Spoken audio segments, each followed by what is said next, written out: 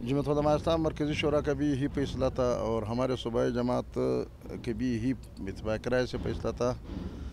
और हमने 1 महीने या 2 महीने जो ये माइंस मिनरल पास हुआ है, तो इस वक्त से हम इस पे लगे हुए हैं कि हम इस मामले को किस तरह ख़त्म कर लें, किस तरह सेटल कर लेते हैं। तो हम इस नतीजे पे पहुँचे कि हम पाकिस्तान के हर फोरम पे और हर महाज पे हम इस जंग को लड़ेंगे और लड़ने के लिए अपने आप को तैयार कर लेते हैं। अदालत का दरवाज़ा आज जब मैंने ये केस दायर किए पार्टी के हवाले से, सरबराह के हवाले से, और आगे जा कर के जो कामरान साहब हमारे अमले के अरकान, पार्लिमानी अरकान सब इसमें शामिल है, जो अभी तक हाजिर नहीं हो वो भी शामिल हो जाते हैं। तो ये केस मैं तो ज़ाती तौर पर पहले दफ़ा बलूचिस्तान कि जो ये हकूक़ का मामला है, या बलूचिस्तान के पूरा बलूचिस्तान ग्वादर से लेकर जोब तक या नसीराबाद से लेकर चमन तक, ये बलूचिस्तान का एक मेन किस तरह बुनियादी मसला है कि अगर ये एक्ट नाफिज हो जाए तो बलूचिस्तान के लिए तबाही के सिवा कुछ भी नहीं है। बलूचिस्तान के यहाँ के लोग रहने के काबिल नहीं रहेंगे और न ये घर, ये सरजमीन अपना वो समझ। तो इस हवाले से हमने ये केस पहली दफ़ा अदालत का दरवाज़ा खटकाया, दस्तखत कर दिया और केस दायर कर दिया। मुझे तो वक़्फ़ है हमारे जो बलूचिस्तान के जज, अगर अदलिया के बारे में लोग हर फोरम के ख़िलाफ़ कोई लोग उंगलियाँ उठाते हैं, तो अदलिया के बारे में भी इस माहौल के हवाले से, लेकिन हमारे जज है, मुझे याद है कि जब यहाँ के ज़मीनात का मसला कोर्ट में आया तो जनाब जमाल मंदोखिल साहब जब चीफ जस्टिस थे, तो बलूचिस्तान के तमाम ज़मीनात के हवाले से उन्होंने फैसला दे चुका था कि बलूचिस्तान में कोई भी सरकार का ज़मीन नहीं है, सारे कबाइल की ज़मीनात है। बलूचिस्तान के अवाम के तवक्को के मुताबिक ये फैसला कर दिया। आज हम पूरा बलूचिस्तान इस पर नाज भी करते हैं और हम के तारीफ़ी भी करते हैं, लेकिन अभी भी यही बलूचिस्तान के रहने वाले, बलूचिस्तान के सरजमी के परजन इधरी जज होते हैं, इधरी बैठे हैं। लिहाजा मुझे तवक्को है कि इस केस को आसानी बलूचिस्तान के अवाम के हवाले से ये माइंस और मिनरल एक्ट पूरी तौर पे ख़त्म कर देते हैं। और हमारे वकला की टीम भी होंगे, दूसरे वकला अगर हमारे साथ हो जाएंगे, सियासी पार्टियाँ हो जाएंगी, तो हम सबको साथ लेके चलेंगे।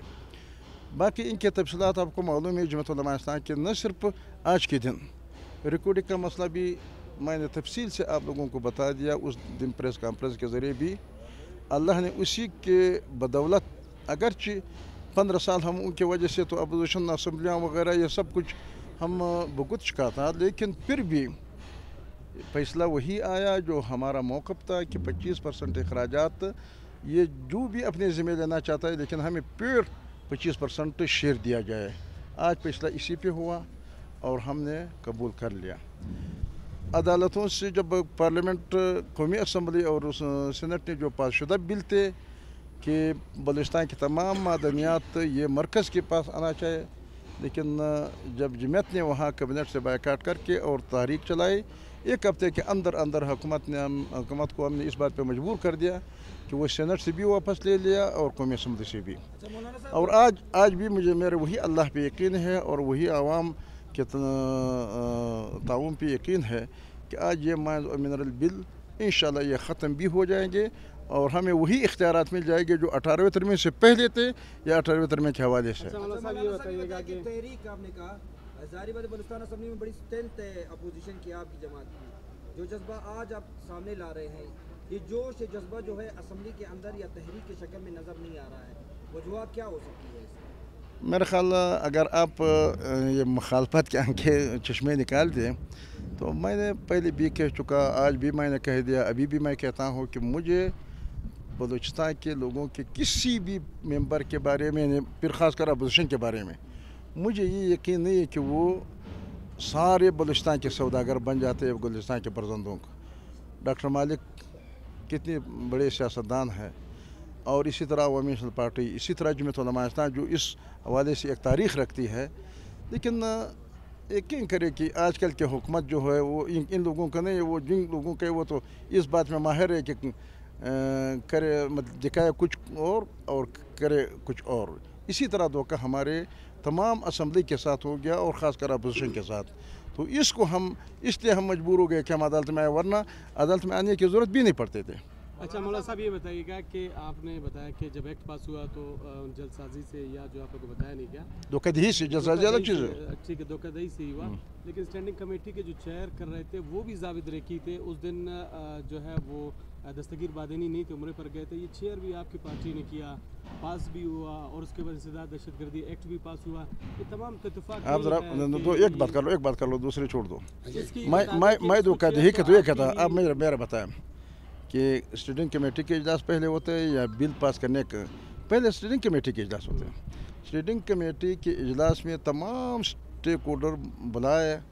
میں اونر ہو سب سے ایک معاملہ یہ کیس میں اونر والا تھا تو اس پہ وہ لڑ رہے تھے اور میں اونر جب راضی ہو گئے کہ بس ہمارا معاملہ ختم ہو گیا کیونکہ ہمارے تمام لائسنسوں کو انہوں نے ختم کرنا تھا لیکن اب ختم نہیں کریں گے رینیول کریں گے.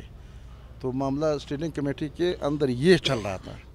لیکن اس کے آن میں جب بل آیا اسی کمیٹی کے حوالے سے کیونکہ ہمارے چیئرمین صاحب نے جب وہاں رپورٹ پیش کیے وہ تو میں اونر کے حوالے سے جو ایک جنگ لڑ رہا تھا لیکن آگے جا کر اسی کو بنیاد بنا کر کے اس کے اندر سے انہوں نے بل وہاں پاس کروا دیا. بل بعد میں پاس ہوا دھوکہ بعد میں ہوا جو کمیٹی کے وقت وہی چیزیں نہیں تھے.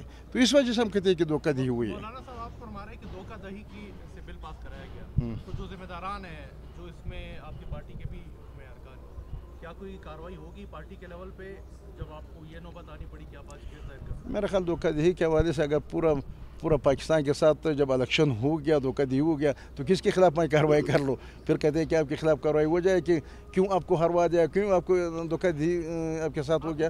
اب تو تاریخ چلائیں گے بس یہ کارروائی کریں گے کہ ہم میدان میں نکل گئے ہمارے ایم پیز ہم سب کچھ میدان میں نکلیں گے تو یہی کریں گے اور کیا کریں گے. ٹھیک ہے سر بس ہو گئی.